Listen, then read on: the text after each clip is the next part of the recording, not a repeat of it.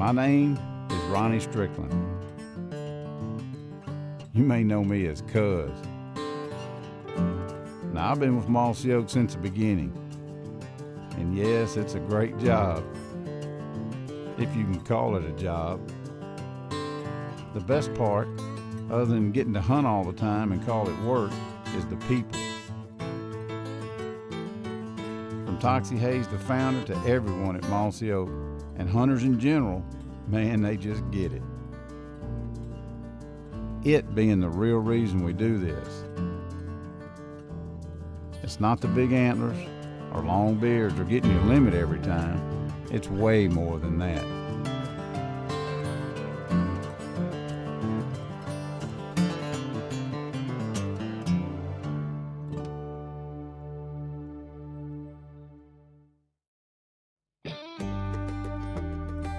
Once in a while, once every so often, and even once in a blue moon, special people just somehow walk into your life. But only once in a lifetime do those life-altering, bigger than life, and even bigger-hearted type people come alongside in your walk. People with impeccable honor, infectious wit, undying loyalty, relentless work ethic, and above all, a heart of love and the courage of conviction. They move mountains and change the world, and ask for nothing more in return than a happy and close family. Mossy Oak is but the brand it is today because of one man. He is but my closest of brothers, and all of you out there simply know him as the Cuz.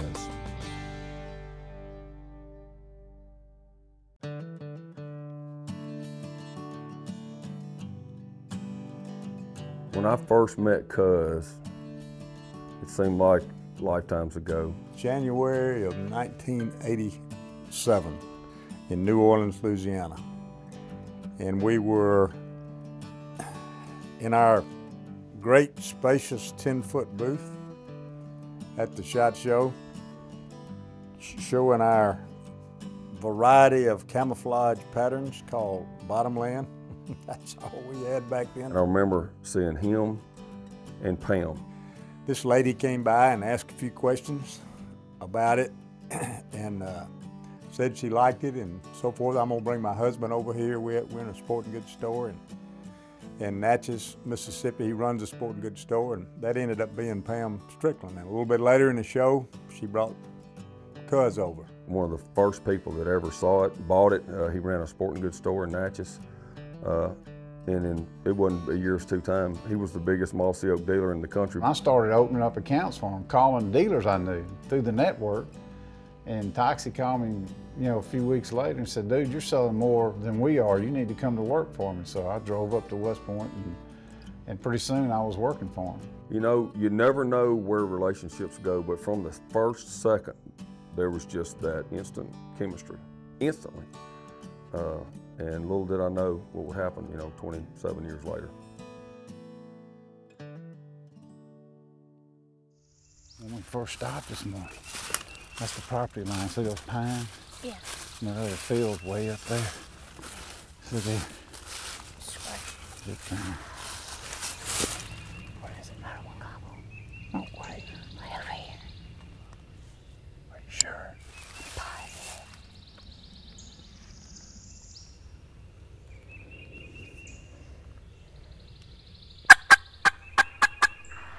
Oh, you were right. Gotcha.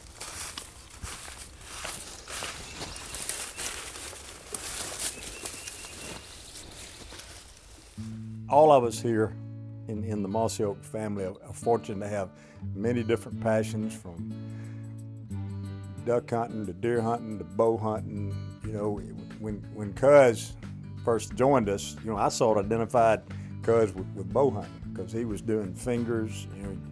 He had done recurves, and he eventually had to work into being able to do a compound bow.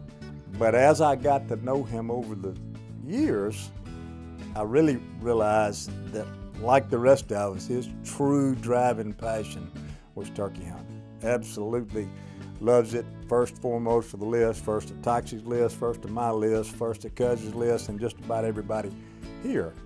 And along the way, he's learned how to blow that gum tube call. It's the loudest thing I've ever heard. But if you listen right behind him blows it, you're usually gonna hear a gobble. We kid him about it all the time, waking up the neighborhood, running the turkeys out of the country, calling too loud, calling too often. But he can take that tube call and find them. And most of us that are fortunate enough and privileged enough to hunt with him sure do like it when he makes them gobble. And I'll tell you, he gets a reputation for that, but he can yelp on about anything from a box call to a mouth call. He can talk sweet, and he's absolutely passionate about it. I wish we could have got over that edge right there, but we can't do it. There's all kind of cane in front of me. Man, we can't see nothing but it. There's no way we can move. I can't believe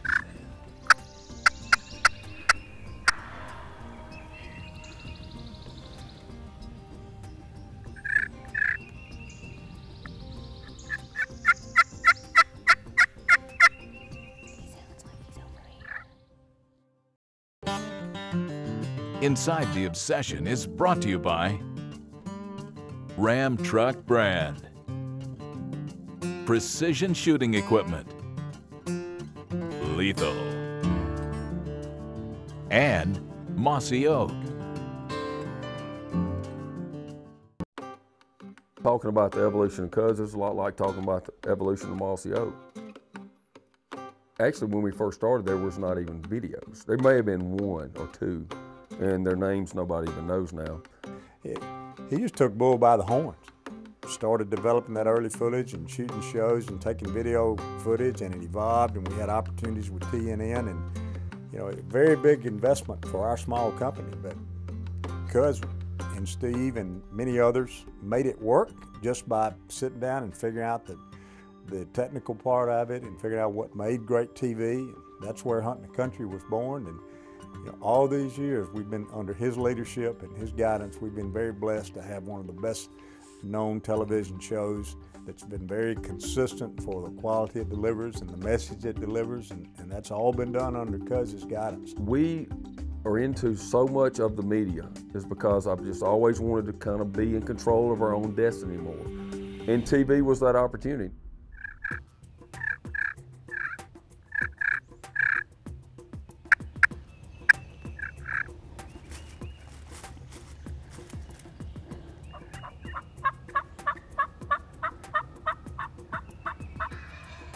Oh my gosh.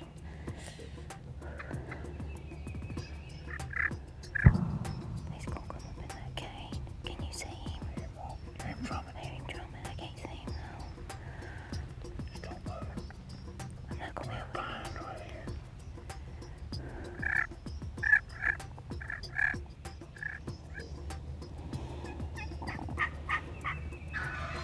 Oh my gosh, oh my gosh.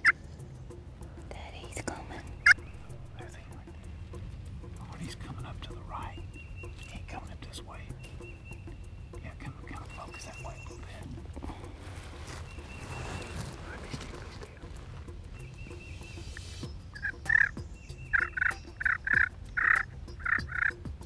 Hear him drumming. He's close. I can't get turned around.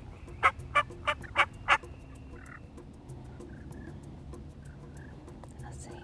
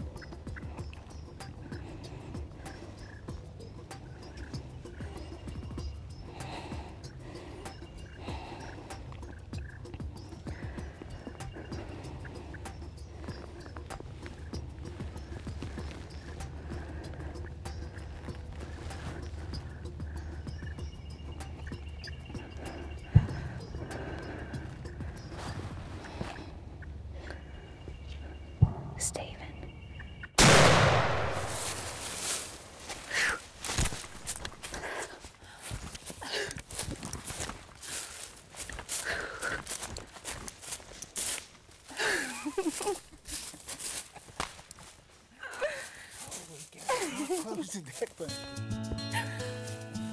From day one, the difference was, and there were very, very few hunt shows, 3 or 4 maybe when we first came out with the show, but they were still so much about just the kill and the animal and the trophy. And from day one, with Cuz, he called it G-rated TV, but what he was really showing was the heart of what we do. And honestly, at first, the people at the network thought it was a little boring. They didn't think that it was as exciting or entertaining. But very quickly, say the second year, it was the top rated thing on the TNN network, even over all their highly regarded fishing shows. And I always thought back, I think that one of the things that Cuz pioneered for us, and we did as a group, is we gave people that hunt something to believe in. At the time, there was so much bad publicity, just a barrage from anti-hunting forces, and it was really taking its toll. And the more people just completely centered their shows on the kill, the kill, the kill. He got so close, I couldn't help it. Let me tell you, you were raised around it, but that right there is why Toxie came up with Mossy Oak. What was that, 10, 11, 12 steps for 3 minutes, In 2.5 our lap. minutes in our lap, and he never had a clue. But you see how wide open that swamp is. Have we tried to get to right here? I mean, he'd have seen us. There's no way. So Yeah. sometimes you just got to dive in the ditches. We did. And that's what it takes. It worked. Unbelievable. It's a great way to start the season. It really It's was just a your fun second hunt. hunt. Well, you know how we're going to finish this? How? A biscuit back there at that truck stop. So, Yeah. hey, congratulations. I'm Thanks, proud Pop. of you. I'm going to carry this, but I ain't carrying it all the way. Okay. We got a bit of a hike. There's so many people out there that live and hunt as their lifestyle, and just the way we presented that with the people in the family and the kids, everybody's doing that today, and it's awesome. But not to be arrogant, Cuz and Mossy Oak Productions were the first. And I just think the reason we became so popular so fast is that we gave people something to believe in. And all it was with us just being ourselves, but Cuz was our filter. You want to call your mama or your husband? Both. Both. Yeah. I woke my husband up leaving this morning. He wished me good luck. He's just going to have to get used to turkey season. Yeah. How many you kill? How many is it you want to kill? Just one more. One more. I think about, I think to the day y'all put me in a pine box, there will never be anything more special than the famous water buck hunt. And when we first started to video, that was not something we did when Cuz worked in sales, and then he was working in public relations. And one of the things he did, he always carried a camera, because he was one of the first people to ever actually video hunts when they made VHS cameras. So he would always just film what he was doing, and then he'd give them the tape as kind of part of the entertainment. That was a great way for us to promote the camouflage. So we started filming some of our hunts and just giving it to them for the exposure. And so, especially Primos, which he at one time worked for, and still are very close with the Primos crew from the days we started the company. So we were actually, most of what we did, we would just hand it off to them, and if they liked it enough, they'd use it, and we were happy with that. We just wanted the exposure. So we were with them on a hunt, and Cuz is filming me, and I'm not sure we've actually filmed any. I know we've never filmed a deer, other than maybe just a doe or two. And we, in the South, without a lot of help, just climbing trees randomly, trying to film a bow hunt was tough. And we're sitting there on a kind of a warm morning at a friend of ours, Will Walker's, and just, we just went for the sake of going. This was way back before we had a TV show. This is when we were shooting videos, and we actually had not seen a deer. I'm telling you, we had not seen a living, breathing, walking creature in 2.5 days. And we were in climbing stands, and we were next to this little canal, and it was freezing cold. I mean, freezing cold. There was ice forming on the edge of this little canal.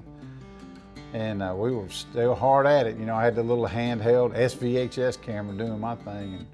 And when Toxie and I climbed, we were just a couple of 4 or 5 feet apart. And he was talking about, man, I feel like today's the day. And all I told him, I said, we ain't gonna see a deer. We ain't seen a deer since we got here. I said, I tell you what, if you shoot a deer and he runs out in that water, I said, I'll go get him. You ain't even got to get wet. And I'm telling you, It wasn't 30 seconds. We hear something and I turn and here comes the water buck.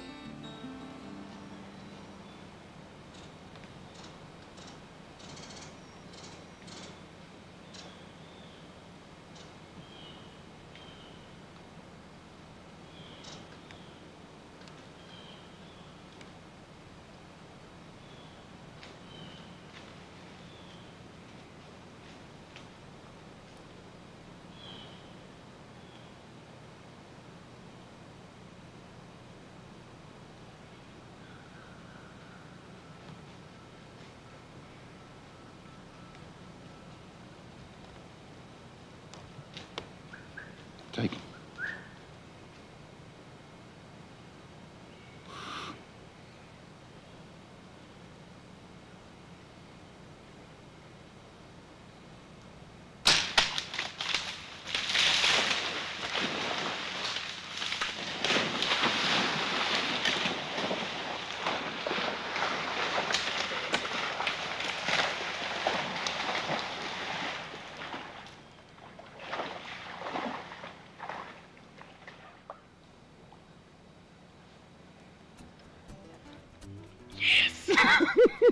Yes. And lo and behold, here comes this, and especially to me at the time, I don't care how much it scored. It was just beautiful and wide open, like you know, Mississippi River swamp. Here comes this really nice, like 7-point that he ran off in some backwater, made a big loop, just crimson, blood everywhere, and just died right there. In fact, he caught his horn on a big vine and he just swung out and died. Just the most graceful thing on a deer dying you've ever seen. And literally, cuz is filming me. I'd climbed a tree about this big around. He's right next to him wearing climbers. And he's following this deer with his camera and it dies just like this, in sight. And he barely lifts the camera there. I'm standing there going, yes. And I've never done it before. And so it just, you know, the chemistry we had just kicked in, and when he starts just like cuz, he's overloading. You know, what's the saying about the mouth overloads, you know what? Well, he starts, that's unbelievable. I can't believe we did it.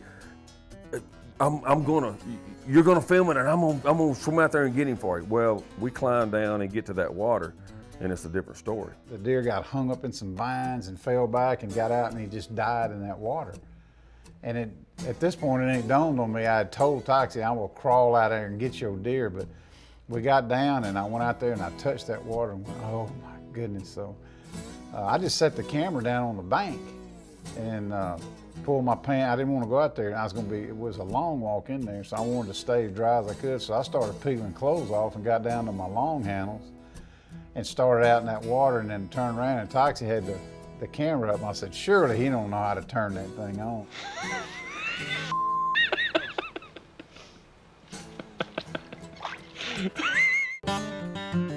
Inside the Obsession is also brought to you by Remington Arms and Ammunition, Mossy Oak, Scott Archery, Schwacker Broadheads, and come here, dear. Yes. He was talking about, man, I feel like today's the day and all. I told him, I said, we ain't gonna see a deer. We ain't seen a deer since we got here. I said, I tell you what, if you shoot a deer and he runs out in that water, I said, I'll go get him. You ain't even got to get wet. Hey, cuz, you getting pretty good at that thing. I'm going to get him. I'm gonna film it. Let's get down. Do it, Bubba. All right, cuz. You got some dry clothes to put back on? Yeah, I got some at the camp. Wait a minute. Whoa. You got long underwear on? Yeah, I can Take your pants on. No, take your pants off. I have done this a many times with my old papa. Chasing down deer and ducks for him. We can't show all that on video. No, you can show your underwear. We climb down and get to that water and it's a different story. And he didn't want to go in. He put one toe in that water and then he starts making excuses. No, I can't get in my underwear and you film it. I said, look, if you don't like it, we won't use it, but let me film it. So anyway, I finally talked him into it, and I think maybe I intimidated him, but it is just classic.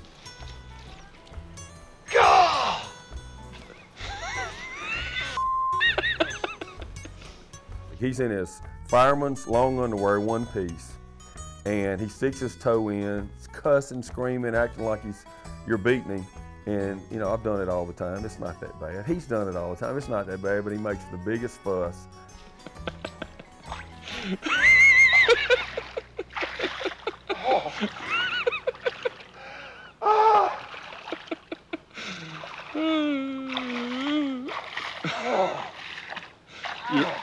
You're lucky. I was hoping it would get right about to your waistline. Massive. I know.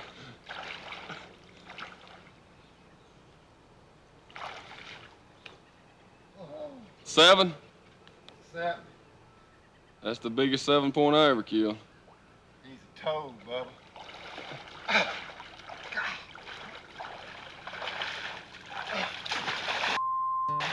Wades out there in that freezing water and drags that deer back for me. And it is just, I'm not so sure that the stuff that I shot with that camera, not even knowing how to video, is not more priceless than the deer dying. And to this day, even though that was 25 years ago, it's still the most responded to hunt we've ever filmed. And we didn't even put it on TV. It was just, it went on a Primos video at the time. To this day, people talk about it, and just goes to show you how some of the early, just like this bottomland pattern, the early stuff you do may always be the best stuff you do.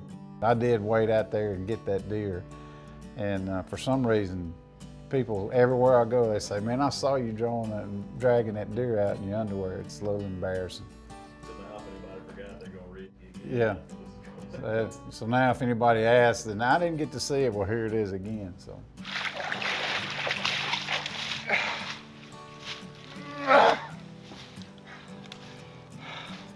All right, now it's yours. Good. What do you think? I think I do it every day of the week.